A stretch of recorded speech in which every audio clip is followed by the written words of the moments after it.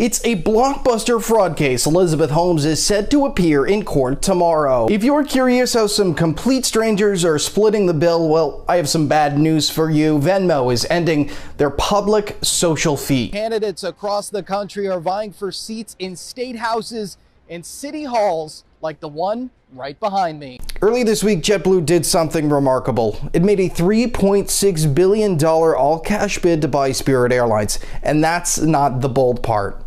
Frontier Airlines was planning on doing the exact same thing. In fact, it was a pre-existing plan in the works already.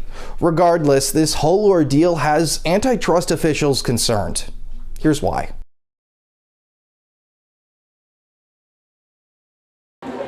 The fashion industry generally isn't known for being inclusive, but this event at New York Fashion Week is challenging that.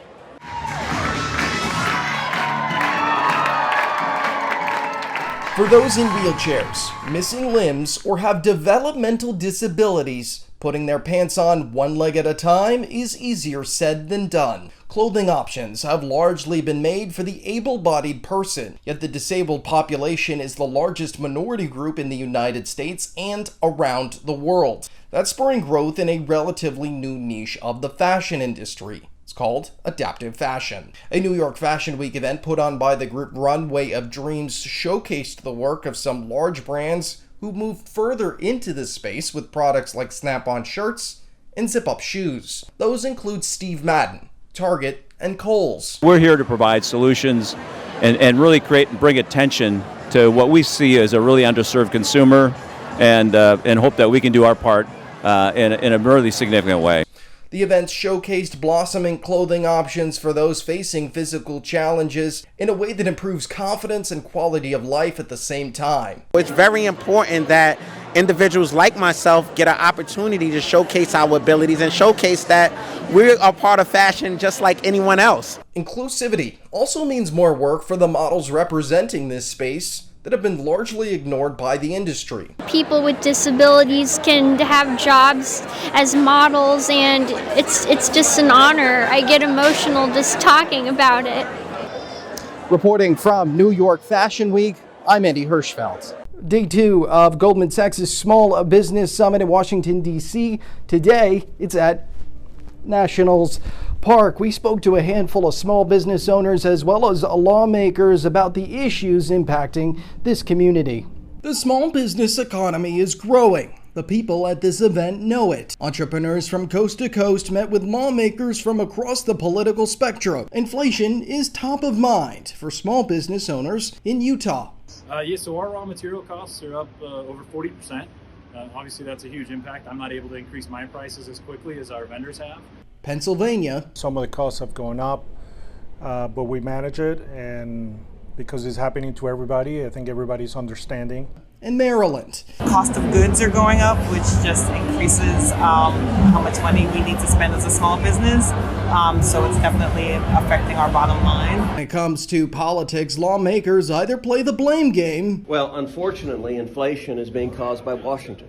And it's being caused by out-of-control spending, trillions in spending and trillions in debt. When you print trillions of new dollars, what you do is reduce the value of your savings, of my savings, and you drive up the cost of everything. The way to get inflation under control is we've got to stop the out-of-control spending in Washington that Joe Biden and the Democrats are pushing. Or pose solutions to global inflation. One would be to increase our labor supply by increasing the number of visas that we provide to legal immigrants into our country. That helps on the labor front. On the energy front, there are also things we can do to make sure that we're developing and producing as much energy as possible. I would note the largest oil and gas producer in the world is the United States of America. This amid Biden's historically low approval rating. According to a recent Quinnipiac poll, that's at 31%. Supply chain concerns also hitting home. This for business owners across multiple industries. Rent, another major concern, both for residential and commercial real estate. This as prices surge in 93 of the 100 largest cities in the country. Legislatures have posed their possible solutions, including this from the Democratic senator in the state of New York. And so So we have several programs that we're hoping to get voted on. One is to change what percentage of poverty are eligible for affordable housing. That would make a lot more people eligible in places like New York City. And also trying to create more incentives to get more affordable housing built. The question is, will it happen? In Washington, I'm Andy Hirschfeld reporting.